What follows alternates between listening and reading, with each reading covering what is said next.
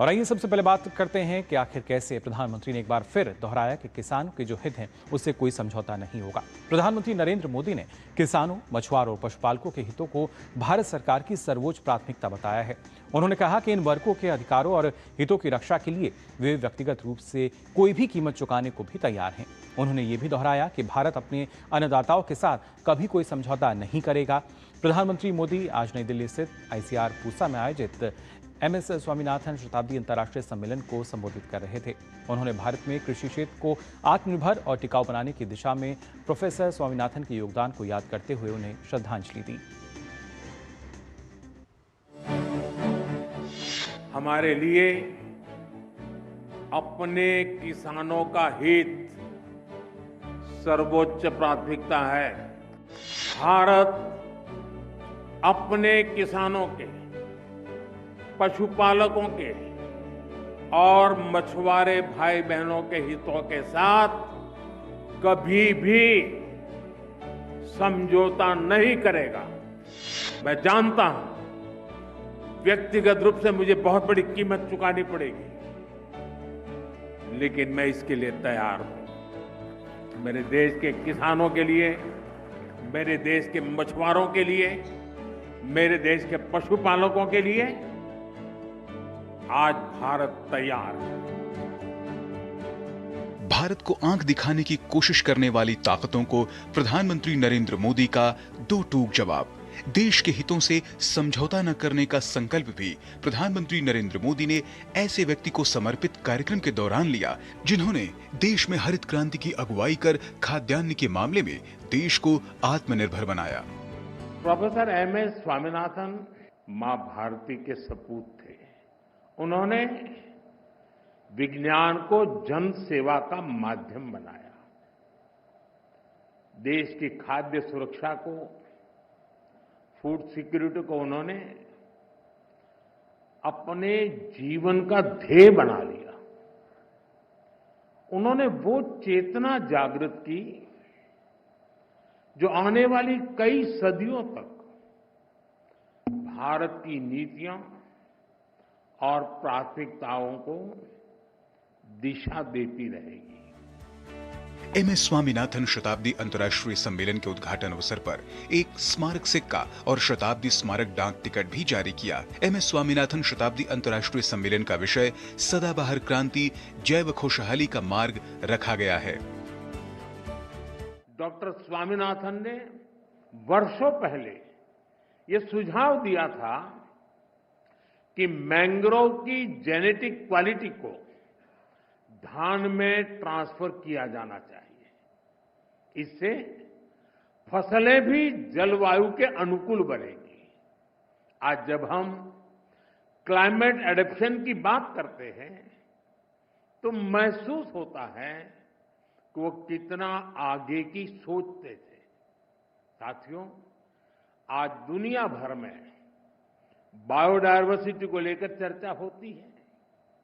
इसे सुरक्षित रखने के लिए सरकारें अनेक कदम उठा रही हैं, लेकिन डॉक्टर स्वामीनाथन ने एक कदम आगे बढ़ते हुए बायो हैप्पीनेस का आइडिया दिया। आज हम यहां इसी आइडिया को सेलिब्रेट कर रहे हैं। स्वामीनाथन की विरासत का सम्मान करने के लिए एमएस स्वामीनाथन रिसर्च फाउंडेशन और विश्व विज्ञान अकादमी ने मिलकर एमएस स्वामीनाथन खाद्य एवं शांति पुरस्कार की शुरुआत की। इस अवसर पर प्रधानमंत्री ने इस पुरस्कार के पहले प्राप्तकर्ता नाइजीरिया के प्रोफेसर आर्डिनेले को पहला पुरस्कार प्रदान किया। उन्होंने वैज्ञानिकों से पोषण सुरक्षा सुनिश्चित करने की अपील की। डॉक्टर स्वामीनाथन से प्रेरणा लेते हुए अब देश के वैज्ञानिकों के पास एक बार फिर इतिहास रचने का मौका है। पिछली पीढ़ी के वैज्ञानिकों ने फूड सिक्योरिटी सुनिश्चित की। अब न्यूट्रिशनल सिक्योरिटी पर फोकस करने की आवश्यकता है। हमें बायो फोर्टिफाइड और न्यूट्रिशन से भरपूर फसलों को व्यापक स्तर पर बढ़ाना होगा ताकि लोगों का स्वास्थ्य बेहतर हो। प्रधानमंत्री नरेंद्र मोदी ने आर्टिफिशियल इंटेलिजेंस और मशीन लर्निंग जैसी तकनीकों को कृषि से जोड़ने का भी सुझाव दिया। उन्होंने कहा कि हमारे पास पारंपरिक कृषि ज्ञान की विरासत है, जिसे आधुनिक विज्ञान के साथ जोड़कर एक समग्र कृषि प्रणाली बनाई जा सकती है। उन्होंने युवा वैज्ञानिकों और उद्यमियों से आग्रह किया कि वे किसानों के लिए नवाचार करें और भारत को ग्रीन प्रोडक्शन में अग्रणी बनाएं। ब्यूरो इनपुट के साथ अनुज यादव की रिपोर्ट, डीडी न्यूज। तो जाना आपने किस तरीके से प्रधानमंत्री ने महत्वपूर्ण बात जो है आज वो दोहराई और खासतौर से अमेरिका की ओर से भारत के लिए नया टैरिफ लागू करने से पहले भारत ने अपनी प्रतिक्रिया दी है। विदेश मंत्रालय ने कहा है कि ये कार्रवाई अनुचित, अकारण और तर्कहीन है। दरअसल डोनाल्ड ट्रंप ने भारत पर 25% का अतिरिक्त टैरिफ लगा दिया है और ये नया टैरिफ पहले से लागू 25% टैरिफ के साथ जुड़कर कुल 50% हो जाएगा। भारत ने इसके जवाब में कहा है कि हाल के दिनों में अमेरिका ने रूस से भारत के तेल आयात को निशाना बनाया है। हम इन मुद्दों पर पहले ही अपना रुख स्पष्ट कर चुके हैं, जिसमें तथ्य भी शामिल है कि हमारा आयात बाजार की परिस्थितियों पर आधारित है और इसका उद्देश्य भारत की 1 अरब 40 करोड़ आबादी की ऊर्जा सुरक्षा सुनिश्चित करना है। ये अत्यंत दुर्भाग्यपूर्ण है कि अमेरिका ने भारत पर अतिरिक्त शुल्क लगाने का निर्णय लिया है, जबकि कई अन्य देश भी अपने राष्ट्रीय हित में ऐसा कर रहे हैं। विदेश मंत्रालय ने कहा है कि अमेरिका का ये कदम अनुचित, अकारण और तर्कहीन है और भारत अपने राष्ट्रीय हितों की रक्षा के लिए सभी आवश्यक कदम उठाएगा।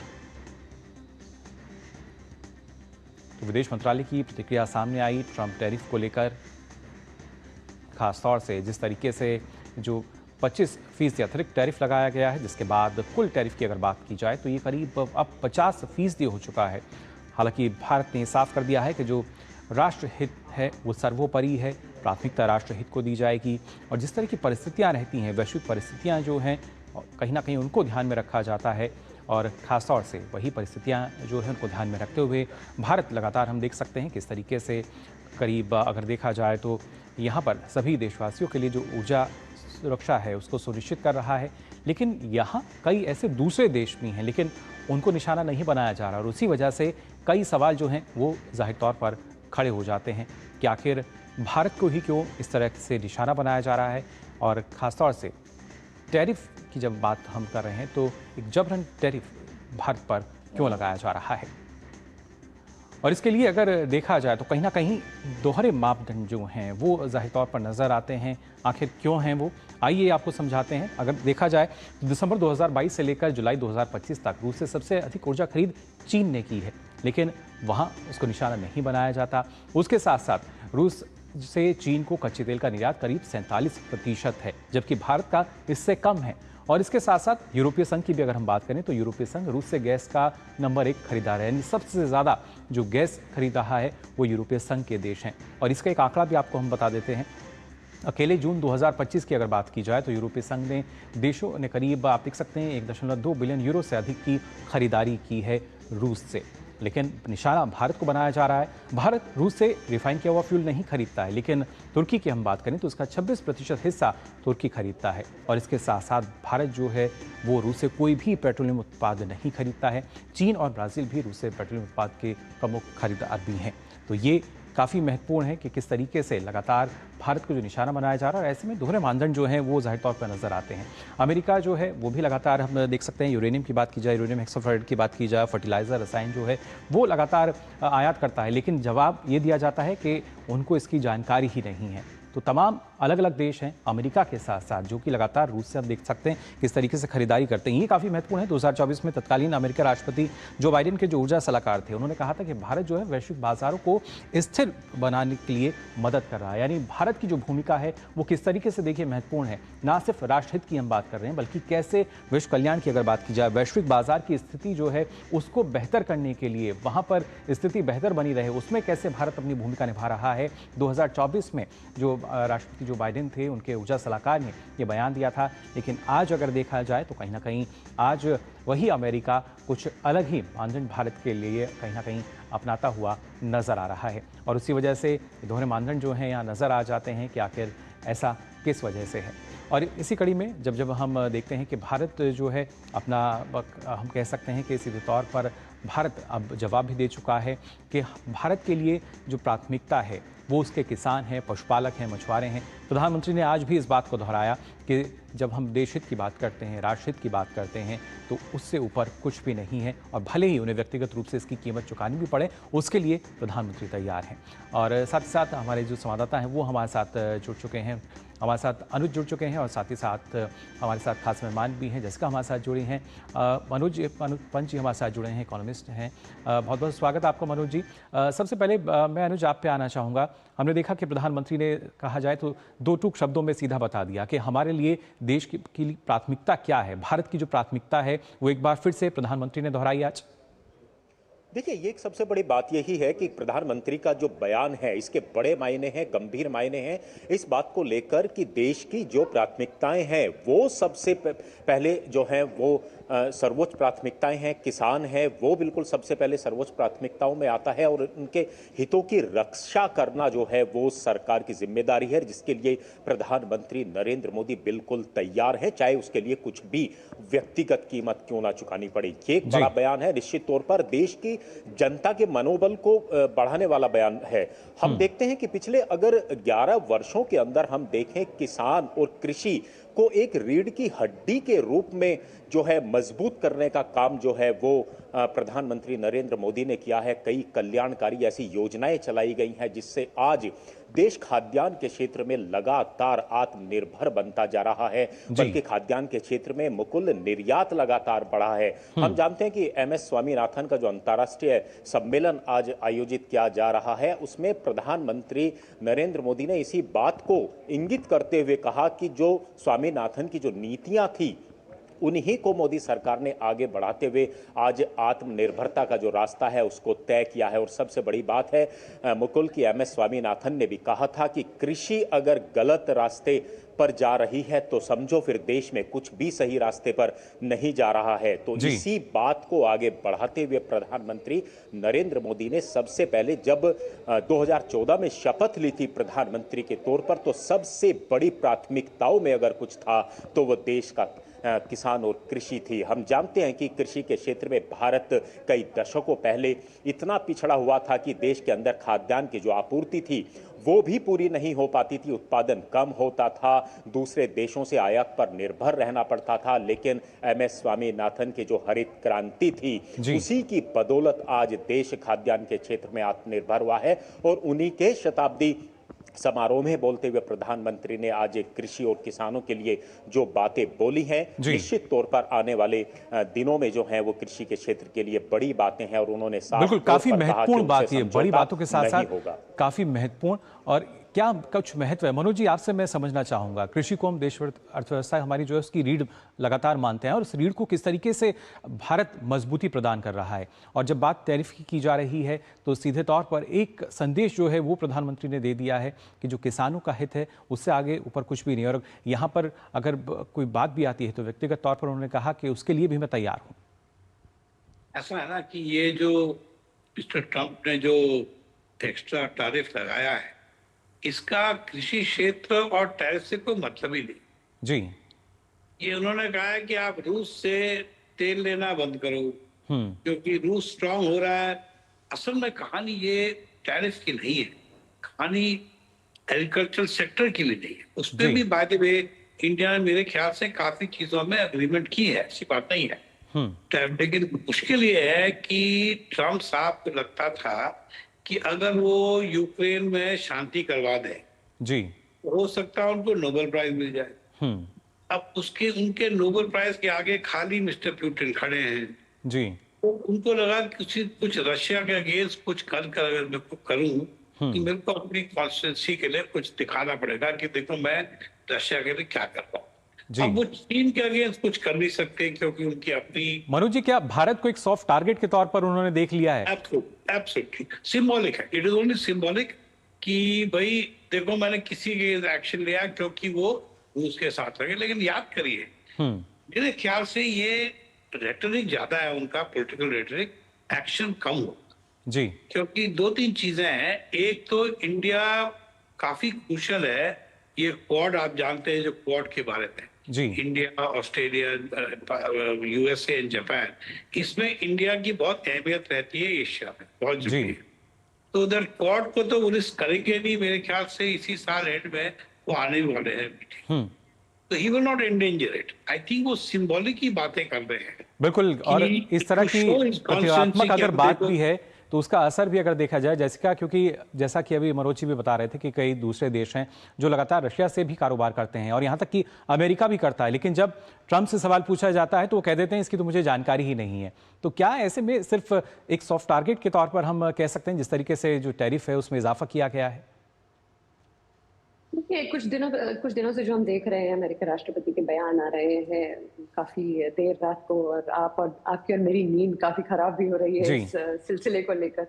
पर जैसा उन्होंने कहा कि एक क्रिटिकल रेटोरिक है, इसमें एक्शन कम है और बातें ज्यादा हैं। और जो ये टैरिफ का इम्पोजिशन है इंडिया के ऊपर अब 50%, जो कि ब्राजील पर भी लगाया है डोनाल्ड ट्रंप ने, क्योंकि ब्राजील ने भी साफ मना कर दिया है, काफी सारे सेक्टर्स को लेके अग्रीमेंट नहीं है।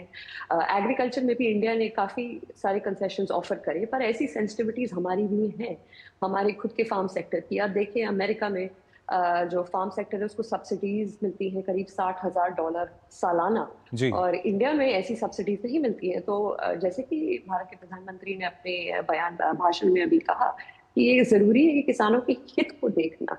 ये डोनाल्ड ट्रंप जो चाह रहे हैं एक विश्व स्तर पर अपनी एक जगह बनाना, जिसे कहते हैं अमेरिकन हेजेमोनिक पावर वापस लेके आना, इसको देखना बहुत जरूरी है। और भारत का जो इस समय स्टैंड है वो इसी बात पर निर्भर है कि वो एक जियोपॉलिटिकल टेक्टोनिक शिफ्ट्स को देखता रहेगा।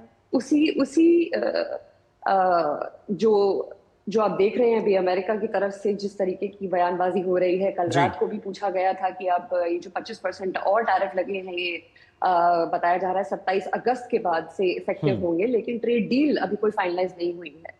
पर इस सब में आप देखें, जैसे कि आपने अपनी रिपोर्ट में भी बताया, और उसके बाद ये भी सामने आता है कि आप अगर इंडिया को एक तरीके से टारगेट किया जा रहा है तो चाइना तो ज्यादा तेल लेता है रशिया से, बिल्कुल। यूरोप तो पूरा गैस की और हर दिन के साथ जैसिका अगर देखा जाए तो पूरी रशिया पे है। और उसके अलावा भी आप देखें यूरोप का ट्रेड अलग से देखें आप, गुड्स एंड सर्विसेज का, जो कि करीब $80 बिलियन पे आता है। इंडिया का ट्रेड रशिया के साथ सालाना $60 बिलियन के करीब पहुंचता है।